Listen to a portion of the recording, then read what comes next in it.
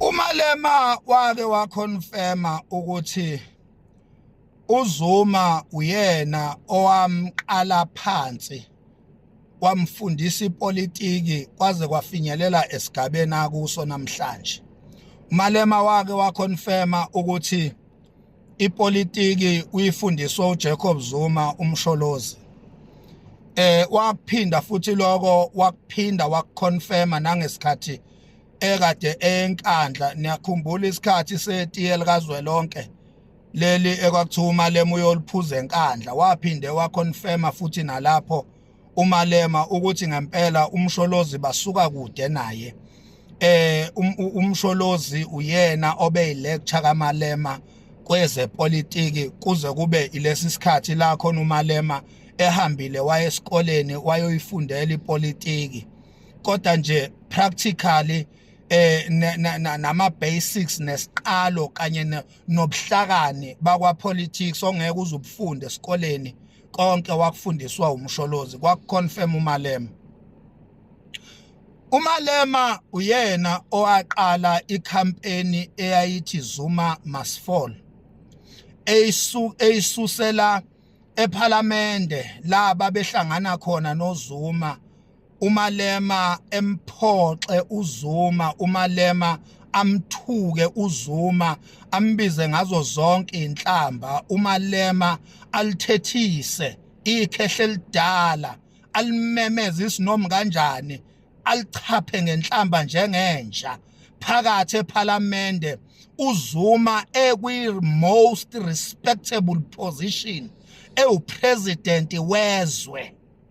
uMalema amthuke umsholozi, amemeze kanye nezinye izingane ezincane ezingaphansi ngisho kwezingane kaMsholozi.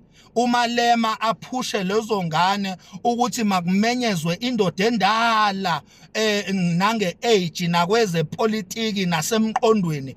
Kuthiwa izingane ezincane ezisabhodlubisi ayimemeze indoda endala, zichaphe ngenhlamba, zibize ngamagama, zingayihloniphi, zingayirespect phakathi ePhalamende phambi kwama-millions and millions abantu ababebuka iPhalamende ngaleso sikhathi umsholozi ewupresident. Khumbula ukuthi esikhathini sokuthi umsholozi angene esihlalweni sobupresident ilapho la i-ANC yathola khona amandla. i-ANC yabuyela emandleni, kwakhuphuka izibalo ze-ANC ngenxa kaMsholozi ezayikade zehlile izibalo esikhathini sikababa uThabo Mbeki. Yathi uma sekumele kungena umsholozi esitulweni zakhuphuka izibalo ze-ANC.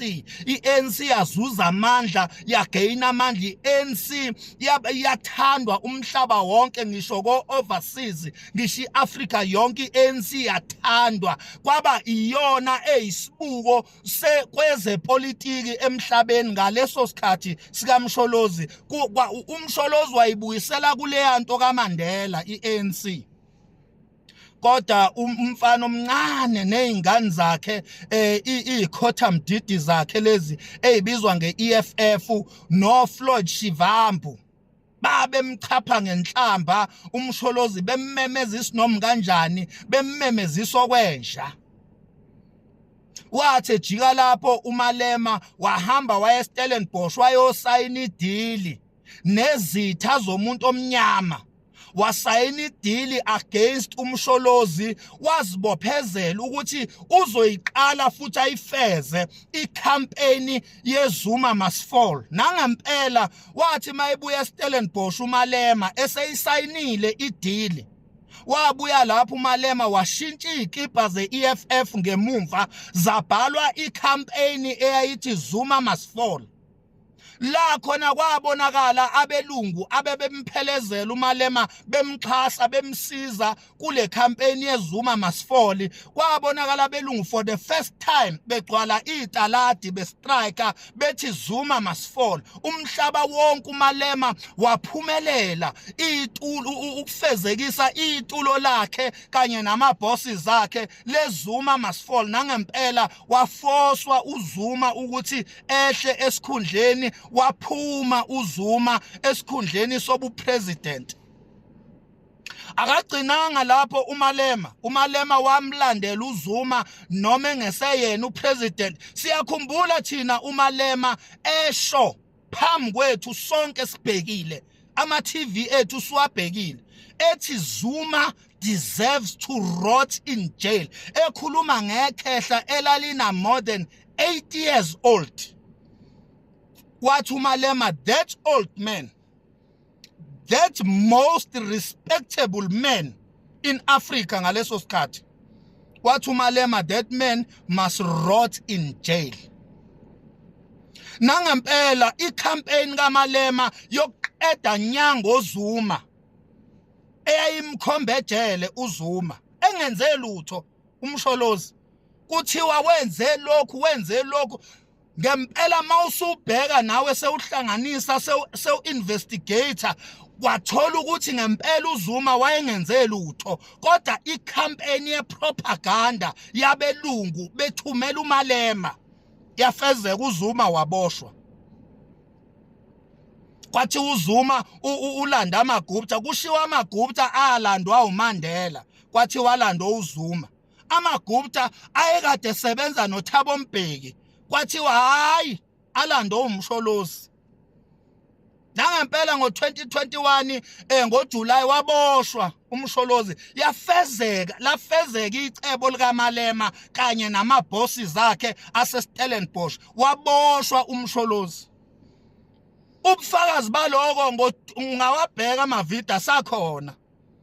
Azikho ikipe ezibovu ezake zaphuma zagcwala izitrati zathi free Zuma, free Zuma, free Zuma, zathi uZuma akaphume ejele. Azikho. Impi yokuphuma kaMsholozi ejele sayilwa sodwa sumphakathi wase-South Africa ngaphandle kwe-EFF. Wabonakala lapho ngoba ebona sekonakele selichithekile igule elinamasi. Wabonakala esezama ukwenza damage control be-pretendence, esethi ku-wrong njena ukuthi umsholozi at his age ayejele, esho lo masimba lawo epretenda enze ngathi uzwelana nomsholozi, kanti uyena obeyithuluzi elisetshenzisiwe ukuthi umsholozi azayongena ejele, ngoba uMalema wasayina idili yokuqeda nya ngento ethi msholozi baba uJacob Zuma. Sekuthiwa manje asidabuke, kuthiwa manje hayi kuliwa nabantu abamnyama. This is not about EFF, this is not about uMalema, njobe lahlwa amacala nje. Sekuthiwa manje siyamenywa ukuthi umuntu omnyama hlangana. Kuphi lokho kumenywa ngesikhathi uZuma eboshwa engenze lutho, engathethe icala? Buku uMalema uthethe icala, wawasebenzisa, wawa-exercise wonke ama-rights akhe. Kuphi lokho esikhathini kuboshwa umsholozi? Umsholozi akazange athethiswe icala, umsholozi akazange avele phambi kwematshi, umsholozi akazange afundelwe ama-rights akhe, umsholozi akaze awa-exercise ama-rights akhe, akanikwanga ithuba, kodwa wangena phakathi ejele. La uMalema wayesho khona wathi he must rot in jail.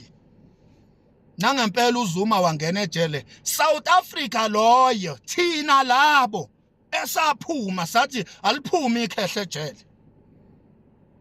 Thina siyamkhumbula uMalema, siyamkhumbula thina uMalema ethi umsholozi is his enemy number 1. Siyawakhumbula thina lawo mazwi. Uwasho nje recently wathi isitha sakhe number 1 umsholozi. Kusho uMalema ehamba lona leli cala elimlahlile, ehamba lona leli cala manje ehamba leli cala elimlahlile. Wathi isitha sakhe sokuqala umsholozi kanye neMK. sekumele manje thina sishaye ngathi uMalema akaza kusho lokho. Sekumele manje kuthiwe sabantu abamnyama, hayi kuliwa nomuntu omnyama. Lo muntu ubiza abantu abamnyama ngo-enemy number 1 wakhe mos. We as Black South African, uMalema wadeclare thina njengama-enemy number 1 akhe. Wapraise ama-illegal foreigners ukuthi mawaflade into South Africa.